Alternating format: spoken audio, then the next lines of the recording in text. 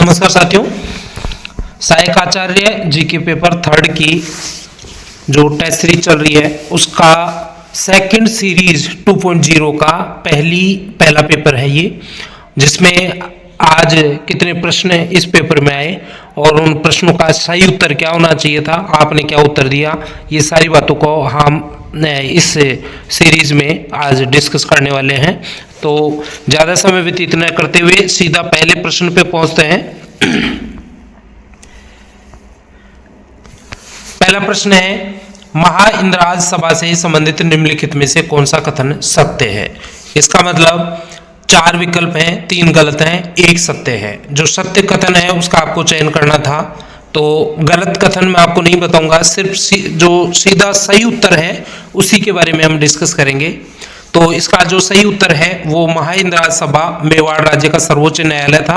1880 में महाराणा सज्जन सिंह ने इसको स्थापित किया था। ये आपका सही उत्तर होना चाहिए था जो आपने किया। अब इसमें जो शेष 3 विकल्प हैं उनका क्या सही उत्तर क्यों गलत थे वो सारा इसका डिस्क्रिप्शन में बताया हुआ है। जो प्रिंटेबल पीडीएफ हम आपको देते हैं वही पीडीएफ ये है, तो आप उसमें देख लेना। दूसरा प्रश्न है, निम्न में से कौन सा कथन सही नहीं है। तो 4 कथन है जिसमें से 3 सही है, 1 गलत है। जो गलत कथन है उसको आपको चयन करना था। पहला विकल्प देखिए, 1911 एवं 1912 ईस्वी में गोविंद गुरु की गतिविधियों का केंद्र बेड़सा या वेदसा था। ये सेकंड ग्रेड 2023 की परीक्षा में इसको पूछा गया था। दूसरा विकल्प है, गोविंद गुरु भील आंदोलन के नेता थे। ये एफएसओ 2023 की परीक्षा में पूछा गया था, तो ये भी कथन सही है।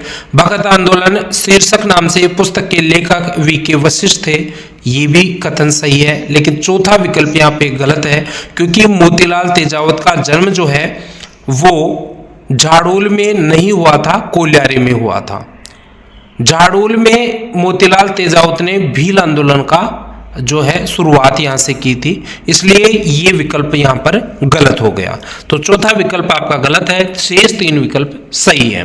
तो एक ही प्रश्न में 5 फैक्ट और पांचों के पांचों बहुत ही महत्वपूर्ण है, परीक्षा में आए हुए हैं या परीक्षा में आने वाले हैं। इस प्रकार की जो सीरीज है वो आपके लिए उपलब्ध होती है। यदि आप ये सीरीज ज्वाइन करना चाहते हैं तो स्क्रीन पे जो नंबर दे रखे हैं या तो उस पर बात कर सकते हैं, ऐप डाउनलोड कर सकते हैं आरजे टेस्ट सीरीज के नाम से, या आप सीधा इसका फ्री कंटेंट डाउनलोड करना चाहते हैं तो इसी वीडियो के डिस्क्रिप्शन में जाकर हम उसको डाउनलोड भी कर सकते हैं। तीसरा प्रश्न की तरफ चलते हैं। निम्नलिखित में से कौन सा हत्याकांड 1922 में घटित हुआ था।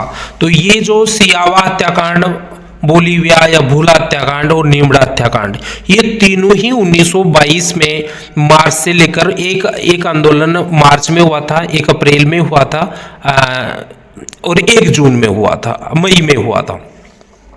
मार्च, अप्रैल और मई 3 महीने में ये हुए थे। अब इनका क्रम भी पूछा जा सकता है, तो इस प्रश्न का सही उत्तर तो उपयुक्त सभी हो गए। और सियावा हत्याकांड क्या था, बोलीविया भूला हत्याकांड क्या था, नीमड़ा हत्याकांड क्या था, ये सारा यहाँ पर बताया हुआ है। सियावा हत्याकांड अप्रैल में हुआ था, नीमड़ा हत्याकांड मार्च में हुआ था और भूला हत्याकांड 5-6 मई 1922 को हुआ था। और इन घटनाओं की जो सूचना है वो तरुण राजस्थान नामक एक समाचार पत्र प्रकाशित होता था, उसमें इन अत्याचारों का जो है उजागर किया गया था। तो यहाँ पर जो महत्वपूर्ण तथ्य हैं वो आपके सामने हैं। चौथा विकल्प देखिए, सीरीज की यही विशेषता है कि एक प्रश्न में उससे संबंधित संपूर्ण महत्वपूर्ण तथ्यों को शामिल कर लिया जाए, ताकि आपको एक ही जगह ज्यादा से ज्यादा महत्वपूर्ण कंटेंट नोट्स के रूप में भी मिल सके। ये सीरीज केवल सीरीज नहीं है, इसके साथ ही आपका एक फैक्ट जो एक आपका सिलेबस का टॉपिक है, कोशिश यही करते हैं कि उसको 3 या 4 प्रश्नों में सबमिट करके उसका जो भी कंटेंट ग्रेवी टाइप का जो आपको परीक्षा के लिए महत्वपूर्ण है वो बना के हम आपके लिए उपलब्ध करवाते हैं। अब देखिए, यहाँ पर आभूषणों से संबंधित एक प्रश्न है कि कौन सा आभूषण शरीर के कौन से अंग पर पहना जाता है। तो यहाँ पर 4 विकल्प है। मेहमंद जो है वो सिर पर पहना जाता है, हिरणा मैन पैर में पहना जाता है, बलेवड़ा गले में पहना जाता है, और तख्ता नाम का जो आभूषण है वो कलाई में पहना जाता है। तो यहाँ पर छड़ा जो है वो गलत विकल्प है। छड़ा और बलेवड़ा जो है वो गलत है, क्योंकि छड़ा जो है वो सिर का आभूषण है।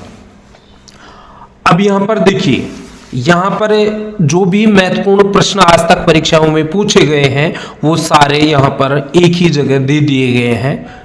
जो महत्वपूर्ण नहीं है या जो आपके आम जो बोलचाल की भाषा में प्रचलित हैं उनको यहाँ पर स्किप कर दिया गया है, ताकि आपको केवल परीक्षा की दृष्टि से जो महत्वपूर्ण आभूषण है उनके बारे में ही जानकारी आपको दी गई है।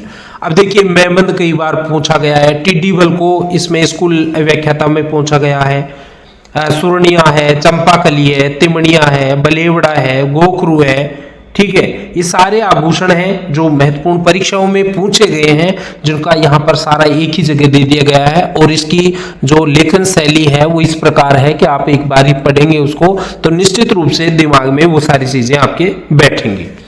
पांचवा प्रश्न देखिए, राजस्थान की 2011 की जनगणना के अनुसार राज्य में लिंगानुपात और साक्षरता दर क्रमशः क्या है। चूंकि 2011 की जनगणना आपके सिलेबस में है तो ये प्रश्न डालना जरूरी था। सामान्य सा प्रश्न है, आपको अच्छी तरह से आता है। लिंगानुपात 928 है और 66.11 आपकी जो है साक्षरता दर है, जिसमें 52% आपकी महिला साक्षरता दर है और लगभग 80% आपकी पुरुष साक्षरता दर है। छठे प्रश्न की तरफ चलते हैं। निम्नलिखित कथन और कारण पर विचार कीजिए। कोटा का विद्रोह 15 अक्टूबर 1857 को राजस्थान की 1857 की क्रांति का सबसे बड़ा विद्रोह था। कथन सही है। और कोटा में कोई सैनिक छावनी नहीं थी और यह विद्रोह जन विद्रोह और राज के सेना के सहयोग से हुआ था। तो यहाँ पर कथन भी सही है, दोनों के दोनों, उसका कारण भी सही है और व्याख्या भी सही है। अभी 1857 की क्रांति में कोटा का विद्रोह 15 अक्टूबर को हुआ था। यहाँ सैनिक छावनी नहीं थी। जयदयाल, हरदयाल और मेहराब ने यहाँ पर इसका विद्रोह का नेतृत्व किया था। शासक का नाम राम सिंह द्वितीय था। पॉलिटिकल एजेंट कर्नल बर्टन थे। पुत्र दो थे उनके, आर्थर और फ्रैंकलिन, उनकी हत्या इसमें की गई थी। यहाँ पर दो पलटन थी, नारायण पलटन और भवानी पलटन। वहां पर ये जो है नारायण और भवानी नामक जो क्रांतिकारी थे उन्होंने मेजर बर्टन का सिर काटा था, घुमाया था और दुर्ग पर लटका दिया था। इस घटना को कोटा दुर्ग की क्रांति के नाम से भी जाना जाता है। और करौली के शासक थे उस समय मदन पाल सिंह, उन्होंने जनरल रॉबर्ट्स की सहायता की थी और इस विद्रोह को दबाया था। जयदयाल और मेहराब खां को फांसी दी गई थी और लेकिन इसमें जो राम सिंह द्वितीय हैं उनको मुक्त करवाया गया और उनकी जो तोपों की सलामी की संख्या है उसको घटा दी गई थी। पहले 17 तोपों की सलामी दी जाती थी, अब 1857 की क्रांति में विफलता के बाद उनकी तोपों की संख्या 11 कर दी गई। जबकि करौली के मदनपाल सिंह की जो तोपों की संख्या है वो 13 थी, उसको बढ़ाकर 17 कर दिया गया था। और 1857 की क्रांति में उनका योगदान और सहयोग की वजह से उनको grand commander star of India की उपाधि भी ब्रिटिश हुकूमत के द्वारा दी गई थी। तो ये बहुत ही महत्वपूर्ण प्रश्न आपके सामने। वस्त्र और उसके अवसर के युग्म का सुमेलित कीजिए। अब देखिए, जो आपकी श्रावण मास की जो है, एक तो है मदील है, लहरिया है, केसरिया है और होली है, मतलब फूल पत्ती वाली छपाई वाली पगड़ी है। तो ये आभूषणों के प्रकार हैं। तो यहाँ पर आपको सही विकल्प देखना है। देखो, जो मदील है वो श्रावण मास में पहनी जाने वाली पगड़ी है। इसके अलावा जो दशहरे के अवसर पर पहनी जाने वाली पगड़ी है उसको केसरिया कहा जाता है। श्रावण मास में पहनी जाने वाली को लहरिया कहा जाता है और दशहरे के अवसर पर मदील होती है। दीपावली के अवसर पर केसरिया पहनी जाती है और फूल पत्ती वाली जो छपाई होती है उसको होली के अवसर पर पहनी जाती है। तो इस प्रकार ये आभूषण थे, उनका आपका सुमेलन प्रश्न पत्र में करना था। नीचे दिए गए कथनों में से कौन सा कथन सत्य है। राजस्थान की प्रथम महिला राज्यसभा सांसद शारदा भार्गव थी, कथन सही है। कुशल सिंह पहली मुख्य सचिव थी, ये भी सही है। पार्वती गहलोत राजस्थान की पहली महिला जिला कलेक्टर थी, तो ये कथन गलत है। पार्वती गहलोत जो है वो राजस्थान की पहली डॉक्टर थी, जिला कलेक्टर नहीं थी। वसुंधरा राजे राजस्थान की प्रथम महिला मुख्यमंत्री थी, तो ये भी कथन सही है। 1, 2 और 4 कथन यहाँ पर आपका सही है, बाकी गलत है। अब नीचे राजस्थान में जो महिलाएं हैं उन सभी महिलाओं का नीचे वर्णन दे दिया गया है कि राजस्थान की प्रथम महिला कौन सी थी और किस से संबंधित थी। लीला सेठ कौन थी, कांता भटनागर कौन थी, कांता खतूरिया कौन थी, सुमित्रा सिंह का क्या योगदान था, पहली जिला प्रमुख कौन थी, अरुणा राय कौन थी, गिरिजा व्यास का क्या सहयोग था, प्रतिभा पाटिल को क्यों याद रखते हैं, कौशल सिंह कौन थी, मुख्यमंत्री पहली मुख्यमंत्री और पहली उप मुख्यमंत्री कौन थी। तो राजस्थान में जो महिला से संबंधित जितने भी महत्वपूर्ण फैक्ट या तो पूछे गए हैं किसी परीक्षा में या पूछे जाने की संभावना है वो सारा नीचे डाल दिया है। इसी सीरीज की यही विशेषता है कि आप जो है एक प्रश्न करोगे तो उस प्रश्न से संबंधित जो भी महत्वपूर्ण तथ्य हैं पीडीएफ में डाल दिए जाते हैं, ताकि आप पीडीएफ को पढ़ के मतलब ये केवल ये आप जो हमारी सीरीज के 21 पेपर हैं उनको पढ़ के भी आप बहुत अच्छी स्कोरिंग कर सकते हैं। 9वां प्रश्न है, निम्नलिखित में से कौन सा कथन और कारण सही है। कथन जयपुर में स्थित जंतर मंतर का वास्तविक नाम यंत्र मंत्र था, बिल्कुल सही है, और इसे महाराजा सवाई जयसिंह द्वितीय ने खगोल विज्ञान में समय मापन और ग्रह नक्षत्रों की स्थिति का अध्ययन करने के लिए बनवाया था। तो ये दोनों ही सही है, कथन और कारण दोनों सही है। कथन की व्याख्या की सही व्याख्या कारण कर रहा है। तो यहाँ पर देखिए, अब ये जो यंत्र मंत्र है वो सही नाम है जंतर मंत्र का, और यंत्रों द्वारा गणनाओं का सम्मिलन इसका अर्थ है। सवाई जयसिंह द्वितीय के समय इसको बनाया गया था, 6 साल इसको बनाने में लगे थे, 1728 से 1734। इस प्रकार की जो शोर वेधशालाएं हैं जयपुर सहित 5 जगह पर हैं, दिल्ली, उज्जैन, मथुरा, वाराणसी और जयपुर, ये 5 जगह हैं जहां पर इस प्रकार की जंतर मंतर सवाई जयसिंह द्वितीय द्वारा बनाए गए हैं। यहां पर जो खगोलीय यंत्र है उसमें सम्राट जो यंत्र है वो एक सूर्यघड़ी है। जयप्रकाश यंत्र जो है उसकी सहायता से आकाशीय पिंडों की स्थिति को जानने के लिए इसकी सहायता ली जाती थी। एक राम यंत्र था, उसको ऊंचाई और दिशा का मापन करने के लिए यूज किया जाता था। दिगंश यंत्र है, उसको कोण मापने के लिए इसका प्रयोग किया जाता था, और इसको 2010 में यूनेस्को की विश्व धरोहर सूची जो है उसमें इसको शामिल किया गया था। तो ये भी आपको ध्यान रखना है।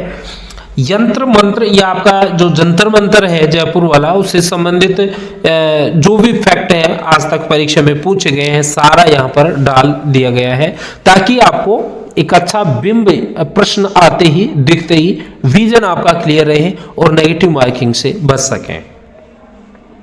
10वां प्रश्न देखिए, महाराणा कुंभा और उनके दरबारी साहित्य के संदर्भ में निम्नलिखित में से कौन सा कथन सही है।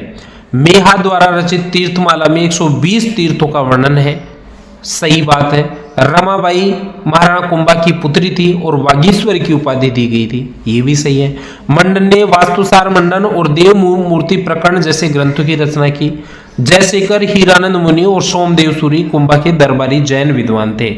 यहाँ तो सभी विकल्प यहाँ पर सही है, ठीक है। अब इससे संबंधित जो भी महत्वपूर्ण फैक्ट परीक्षा की दृष्टि से महत्वपूर्ण बन सकते हैं, द्वार दीपिका, कलानिधि, उद्धार धोरणी, सार समुच्चय क्या है, वागीश्वरी की उपाधि किसको दिया गया था, कौन कौन से जैन विद्वान इसके दरबार की शोभा बढ़ाते थे, सभी फैक्ट को नीचे शामिल किया गया है। आप इसकी प्रिंट निकलवा के पढ़ लीजिएगा। निम्नलिखित में से कौन सा राजवंश अपने आप को भगवान शिव की चाप से उत्पन्न होना मानता है। तो यहाँ पर देखिए, भीनमाल में एक वंश है चावड़ा वंश, वो अपने आप को ये मानता है कि उसकी जो उत्पत्ति है वो भगवान शिव की चाप से हुई है। तो ये प्रश्न कई बार परीक्षाओं में पूछा गया है, यूपीएससी जैसी परीक्षाओं में भी इस प्रश्न को पूछा गया है। तो बहुत ही सारगर्भित और गूढ़ प्रश्न है, इसको आपको ध्यान रखना है। भीनमाल का चावड़ा वंश इसका सही आंसर होगा। 12वां प्रश्न है, लोहागढ़ या लोहागढ़ किले के संदर्भ में निम्नलिखित में से कौन सा कथन असत्य है? इसे मिट्टी का दुर्ग भी कहा जाता है, बिल्कुल सही है। इसका निर्माण जाट शासक महाराजा सूरजमल ने करवाया, ये भी सही है। इस किले के उत्तरी द्वार को जवाहर सिंह जाट ने दिल्ली विजय के दौरान लाल किले से लेके आए थे, ये भी सही है। किले के चारों ओर पानी लाने के लिए मोती झील से बाणगंगा नहर बनाई गई है, तो यहाँ पर बाणगंगा नहीं है, मोती झील से सुजान गंगा है, वो बाणगंगा नहीं है, सुजान गंगा है, इसलिए ये चौथा विकल्प आपका गलत होगा। जवाहर सिंह जाट ने 1765 में दिल्ली विजय के दौरान लाल किले से इस दरवाजे को उठा लाए थे और यहाँ लाके उन्होंने स्थापित किया था। और राजस्थान का ये एकमात्र अजय दुर्ग इसको माना जाता है। 1733 में इसकी का निर्माण करवाया गया था जाट राजा महाराजा सूरजमल के द्वारा। तो बाकी जो तथ्य हैं वो तो बिल्कुल सही है। चौथा विकल्प जो है वो थोड़ा गलत है, आधा उसमें सही है। तो आपने यदि पूरा विकल्प पढ़ा है तो आपका प्रश्न सही हुआ है। सुजान गंगा और बाणगंगा में आपको कंफ्यूज पैदा करने के लिए यह विकल्प रखा गया था। तो प्रश्न का सही उत्तर चौथा नंबर का विकल्प होगा। 13वां प्रश्न है, ये इंडिया नहीं है, इंडिया एआई है, तो ये ध्यान रखना, एन से पहले आई और है। तो इंडिया एआई और मेटा ने किस आईआईटी संस्थान में सेंटर ऑफ जनरेटिव एआई स्थापित करने की घोषणा की है? तो ये आपका जोधपुर आईआईटी है, उसमें ये स्थापित करने की घोषणा की गई है। तो चौथा विकल्प आपको सही आंसर इसमें बताना था। 14वां प्रश्न है, सिरोही भील आंदोलन से संबंधित निम्नलिखित में से कौन सा कथन असत्य है? मतलब 4 विकल्पों में से 3 आपके सत्य हैं, 1 असत्य है।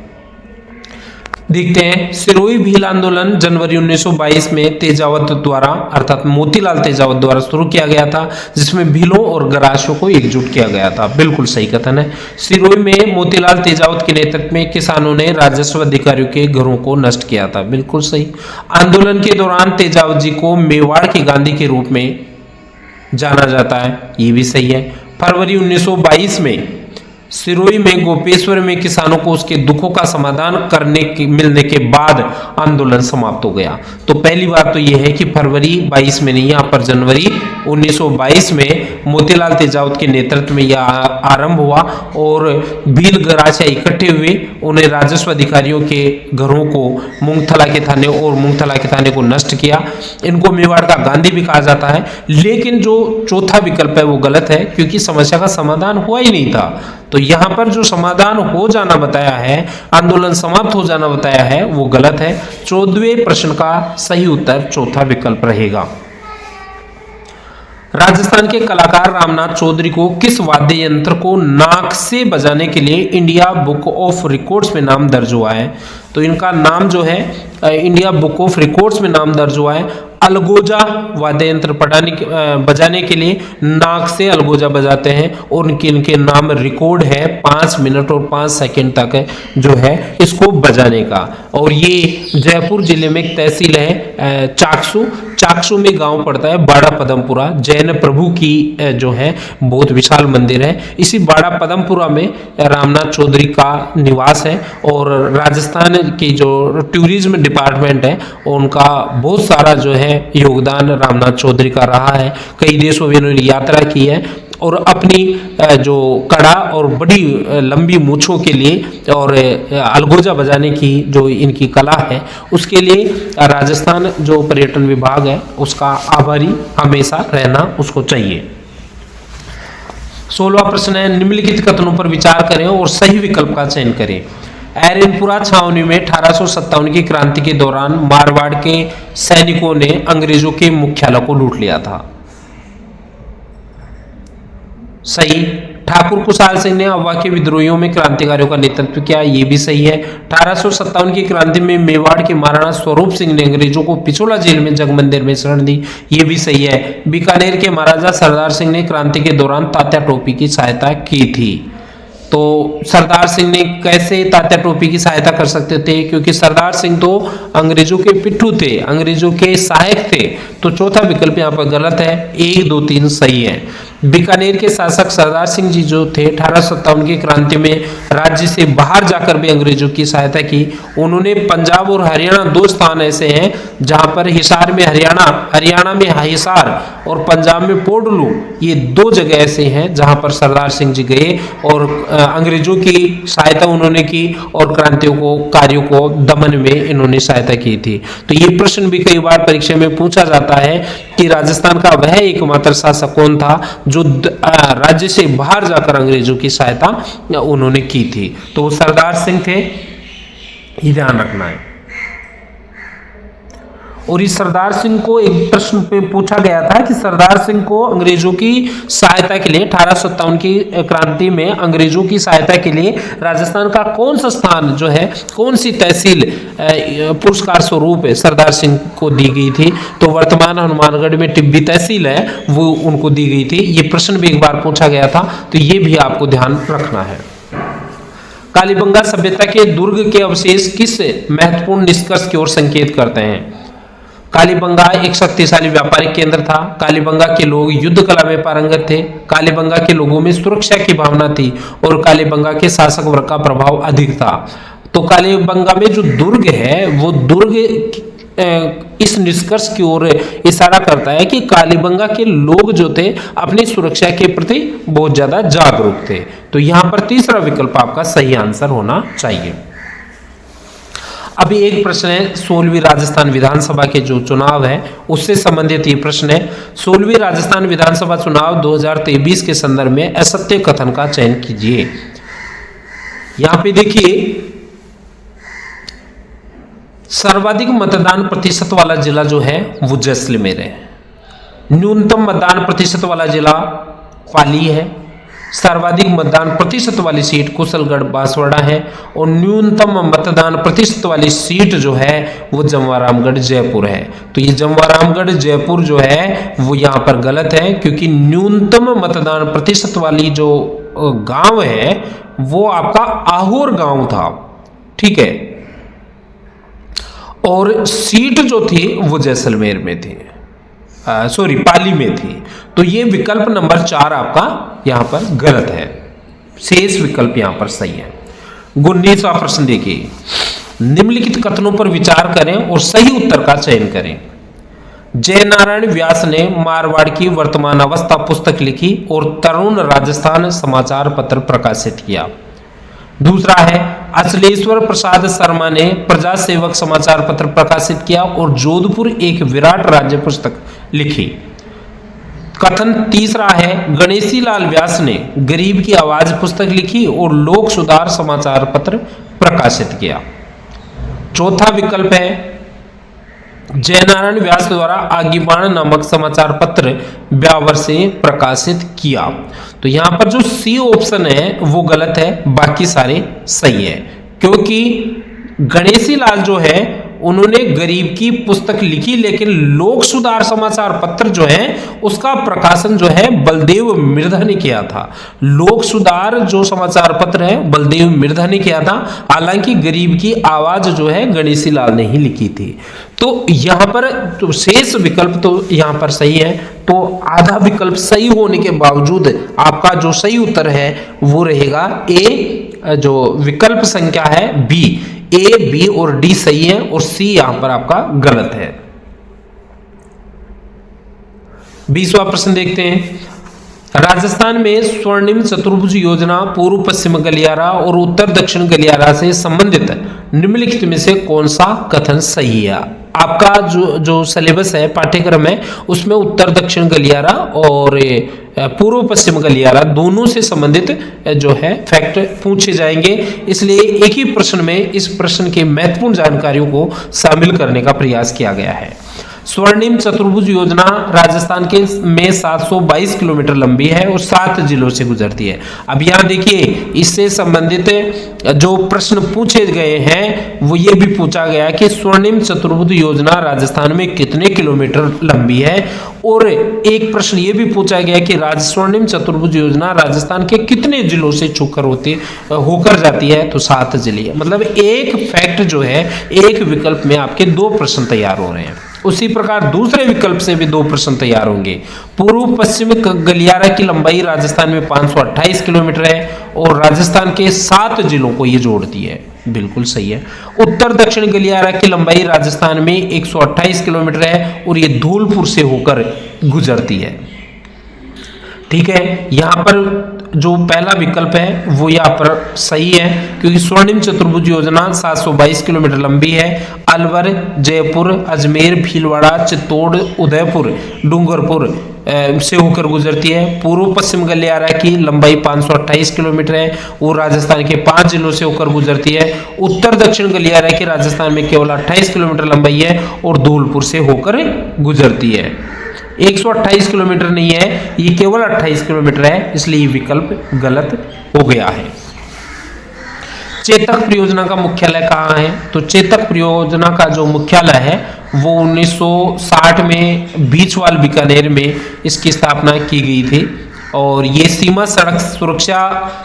सड़क संगठन जो है BRO उसकी एक परियोजना है और इस परियोजना का मुख्यालय बीचवाल में बनाया गया है। और ये जो आपकी परियोजना है वो 3 जिलों में, 3 राज्यों में, राजस्थान, पंजाब और गुजरात में कार्यरत है। लगभग 4600 किलोमीटर की लंबी सड़कों का निर्माण और रखरखाव का कार्य ये करती है और राजस्थान के 5 जिले ऐसे हैं, बीकानेर, जोधपुर, जैसलमेर, बाड़मेर और श्रीगंगानगर, इसमें जो है ये चेतक परियोजना संचालित है। 22वां प्रश्न देखिए, राजस्थान में कृषि क्षेत्र और सिंचाई सुविधाओं से संबंधित निम्न में से कौन सा कथन सही है? राजस्थान के कुल भौगोलिक क्षेत्र का 49.53% भाग कृषि के अंतर्गत आता है, लेकिन 40.9% भाग पर ही कृषि पर ही सिंचाई की सुविधा उपलब्ध है। राजस्थान देश में मूंगफली उत्पादन में दूसरा स्थान रखता है, जहां संपूर्ण देश का लगभग 15.6% मूंगफली का उत्पादन होता है। तो यहाँ तो दोनों कथन जो है वो सही है, बी ऑप्शन आपका सही आंसर हो जाएगा। अब ये 23वां प्रश्न है आपके जैतून उत्पादन से संबंधित, और जैतून से संबंधित आज तक किसी भी छोटी या बड़ी परीक्षा में जितने भी फैक्ट पूछे गए हैं जैतून उत्पादन और राजस्थान, तो उससे संबंधित संपूर्ण फैक्ट जो है इस पेपर में, इस प्रश्न में शामिल कर लिए गए हैं। राजस्थान जैतून चाय उत्पादन में देश में प्रथम स्थान है, बिल्कुल सही है, और ओलिटिया नामक ब्रांड से जैतून चाय उत्पादन करता है, ये बिल्कुल सही है। राजस्थान प्रोसेस्ड क्वालिटी जैतून चाय उत्पादन शुरू करने वाला देश का पहला राज्य है, ये भी सही है। देश का पहला जैतून तेल शोधन संयंत्र बीकानेर जिले के लूणकरणसर में 3 अक्टूबर 2014 को स्थापित किया गया था, तो ये भी कथन आपका सही है। विश्व में सबसे ज्यादा जो जैतून का उत्पादन होता है वो स्पेन में होता है, और राजस्थान में जो जैतून की चाय है वो जैतून की चाय उत्पादन करने वाला राजस्थान पहला जो है राज्य था, और चाय उत्पादन में वर्तमान में प्रथम स्थान है। ओलिटिया ये ब्रांड नेम है जो जैतून की चाय का उत्पादन राजस्थान कर रहा है उसका। तो यहाँ पर जो सारे विकल्प हैं वो सारे के सारे ही सही हैं। 24वां प्रश्न है, राजस्थान के मसाला उत्पादन से संबंधित निम्नलिखित में से कौन सा सही नहीं है? राजस्थान में देश का 80 से 85% मेथी का उत्पादन होता है, ये सही है। 12 जो है वो लहसुन उत्पादन में अग्रणी राज्य है, जिला है, ये भी सही है। राजस्थान मिर्च उत्पादन में देश के कुल उत्पादन का 3% योगदान देता है, ये भी सही है। मथानिया मिर्च जोधपुर और नागौर जिलों में नहीं उगती, यहाँ पर ये नहीं शब्द नहीं होता तो ये विकल्प भी जो है सही हो जाता, क्योंकि मथानिया मिर्च जो है जोधपुर और नागौर में ही उगती है। अब मेथी में, 12 में, लहसुन में जो है कैसे क्या है सारा जो है यहां पर बताया गया है। राजस्थान हॉर्टिकल्चर एंड नर्सरी समिति की स्थापना कब हुई? जो राजहंस समिति इसको बोलते हैं, तो राजहंस समिति की स्थापना कब की गई थी? 14 फरवरी 2006 को राजहंस समिति अर्थात राजस्थान हॉर्टिकल्चर एंड नर्सरी समिति की स्थापना की गई थी। यह समिति फलदार पौधों के उत्पादन और नर्सरी कार्यों के लिए समर्पित है, और इन्होंने कई जगह विशिष्ट मंडियां की स्थापना की है और राजस्थान में फलों के विपणन की विशेष सुविधा ये उपलब्ध करवाती है। उसके लिए मंडियां स्थापित करती हैं, जैसे जो है भवानी मंडी में संतरा के लिए एक मंडी स्थापित की गई है। कुन्नू के लिए श्री गंगानगर में एक मंडी स्थापित की गई है। अमरूद के लिए सवाई माधोपुर में बनाई है। केला और जो बेर है उसके लिए चोमू में एक मंडी की स्थापना इन्होंने की है।